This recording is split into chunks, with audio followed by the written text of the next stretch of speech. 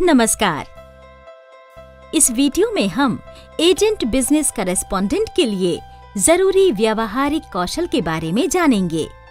किसी भी पेशे या नौकरी की तरह एजेंट बिजनेस करेस्पॉन्डेंट में भी अपने काम में क्षमता के हिसाब से सर्वश्रेष्ठ प्रदर्शन करने की इच्छा होनी चाहिए।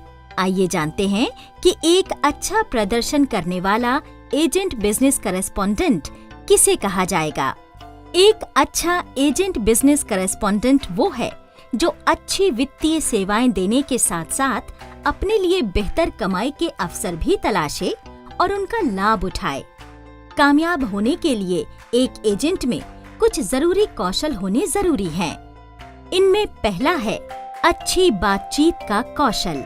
एक एजेंट को अच्छी बातचीत करने में माहिर होना चाहिए ताकि वो ग्राहकों को वित्तीय सेवाएं और उत्पादों के साथ साथ अन्य जरूरी जानकारी भी कुशलता पूर्वक दे सके। इससे बैंक और कॉर्पोरेट बिजनेस करेस्पॉन्डेंट के कर्मचारियों तक अपनी बात सही ढंग से पहुंचाने में भी मदद मिलती है। दूसरा है समाधान पर केंद्रित होना। एजेंट्स में समस्याओं और मुद्दों पर अटकने की जगह हल तलाशने पर ध्यान केंद्रित करने का गुण होना चाहिए। तीसरा है उचित निर्णय लेने का कौशल। एजेंट्स को ग्राहक, कॉर्पोरेट बिजनेस करेस्पॉन्डेंट और बैंक जैसे विभिन्न हितधारकों को ध्यान में रखते हुए बिना प्रभावित हुए तर्क पर आधारित निष्पक्ष फैसले लेना आना चाहिए।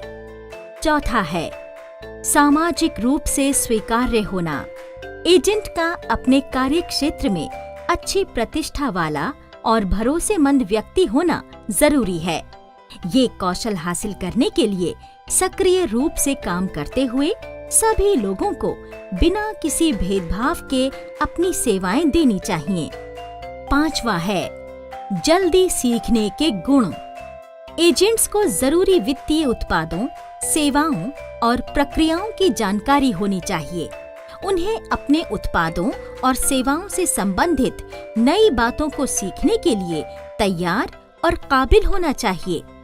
छठा गुण है ईमानदारी और नैतिकता। एक एजेंट अपने बैंक का प्रतिनिधि होता है जिसकी जानकारी पर ग्राहकों को पूरा भरोसा होता है। इसलिए एजेंट्स का ईमानदार और भरोसेमंद होना जरूरी है। एजेंट्स को ये सुनिश्चित करना चाहिए कि जो जानकारी ग्राहकों को दी जा रही है वो बैंक या कॉर्पोरेट बिजनेस करेस्पॉन्डेंट या फिर किसी अन्य भरोसेमंद स्रोत से प्राप्त हुई है। सातवां है ग्राहकों पर ध्यान केंद्रित करना। एजेंट को ग्राहकों पर केंद्रित होते हुए उनके हितों को ध्यान में रखना चाहिए। सिर्फ अपनी आमदनी और कमीशन जैसे निजी स्वार्थों पर ही ध्यान रखने वाले एजेंट ज्यादा दिन तक नहीं टिक पाते। एक एजेंट को सामाजिक उद्देश्य भी ध्यान में रखने चाहिए क्योंकि वो आर्थिक रूप से कमजोर और पिछड़े लोगों को सेवा दे रहा है। ग्राहकों की संतुष्टि उनकी प्राथमिकता होनी चाहिए। आइए अब कुछ परिस्थितियों के जरिए ये समझने की कोशिश करते हैं कि अब तक बताए गए कौशल एजेंट्स की किस तरह मदद कर सकते हैं। पहली परिस्थिति, एक पंचायत सदस्य कमलेश को बैंक का एजेंट बिजनेस करेस्पॉन्डेंट बनाया गया है।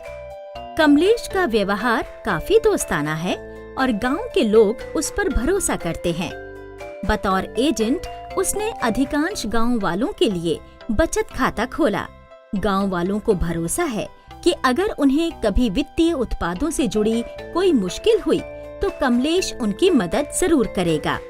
यहाँ कमलेश ने एक उदाहरण पेश किया है कि एक एजेंट का व्यक्तित्व कैसा होना चाहिए।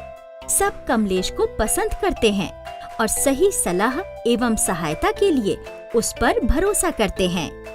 अब दूसरी परिस्थिति पर नजर डालते हैं।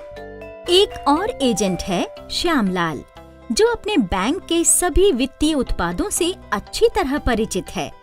वो किसी भी योजना या उत्पाद से जुड़ी जानकारी ग्राहकों को देने से पहले अच्छी तरह जानकारी की पुष्टि करता है। जब भी कोई ग्राहक आता है तो वो ये सुनिश्चित करता है कि उसे उत्पाद की सभी विशेषताओं, फायदे, नुकसान या छिपे शुल्क जैसी चीजों की पूरी जानकारी दे। श्याम में जल्दी सीखने की काबिलियत है और वो अपने उत्पादों की सही मार्केटिंग भी करता है। चूँकि वो ग्राहक के हितों को प्राथमिकता देता है, इसलिए ग्राहकों को उस पर भरोसा है और ग्राहक बैंक की तुलना में उसके आउटलेट पर लेन देन करना ज्यादा पसंद करते हैं।